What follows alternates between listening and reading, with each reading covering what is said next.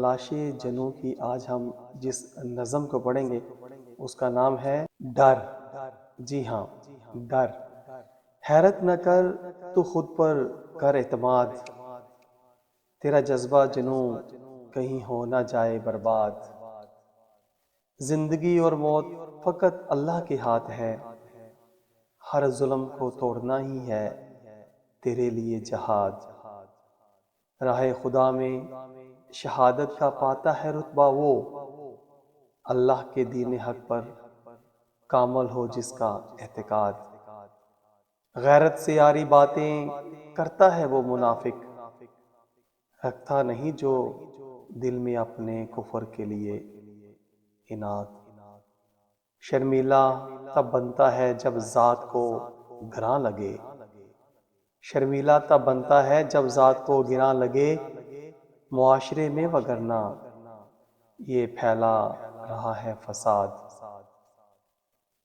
جہاد کا سن کر نام جو ہو جاتا ہے موم، جہاد کا سن کر نام جو ہو جاتا ہے موم، روش یہود اپنانے والا کرا رہا ہے میلاد۔ تعلیم الہاد کیسے کرے اجاگر اسلامی اقدار، طلبہ آج معلم کے بن چکے استاد۔ ہر بات مخالف اسلام کی ہو رہی ہے اب، کولے کفر کو سمجھ رہا ہے اسلام کی مراد۔ کولے کفر کو سمجھ رہا ہے اسلام کی مراد۔ شیطانیت کی راہ اپنا کر اسلام بتانے والا،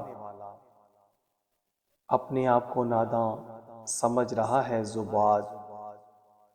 ایک صف میں رہ کر جو خدا کی رسی تھامے، نہ ملے محمود یہاں نہ ملے ایاز۔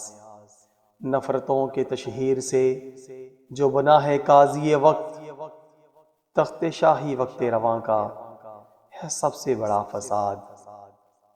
اغیار زہر کو میٹھی کھیر سمجھ کر کھانے والوں، دشمن خدا جو ٹھہرا کیا دے گا تجھے مفاد۔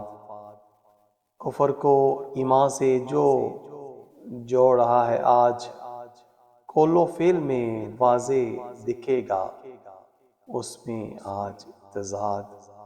ٹھہرنا نظر آتا نہیں، چلنا تیرے بس میں نہیں، تہذیب فرنگ نے کر دیا تجھے ابا سے تیرے اجداد۔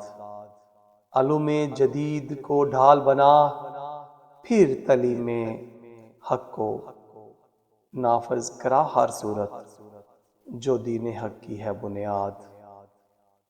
جی ہاں ساتھیو، مناسب نہیں کہ کچھ ایسا کہا جائے جو دل پہ گراں گزرے، ہاں مگر کچھ ایسا ضرور کہا جائے جو دل کو تقویت نہیں بلکہ دل کو روشن بھی کر دے۔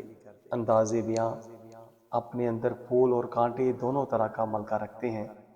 جس طرح کانٹوں سے بھری ٹہنی پر صرف ایک پھول اپنی طرف متوجہ مرکوز کروا لیتا ہے، اسی طرح اچھے لفظوں کا چناؤ انسان کی شخصیت کے اندر چھپی خوبصورتی کو اجاگر کر دیتا ہے۔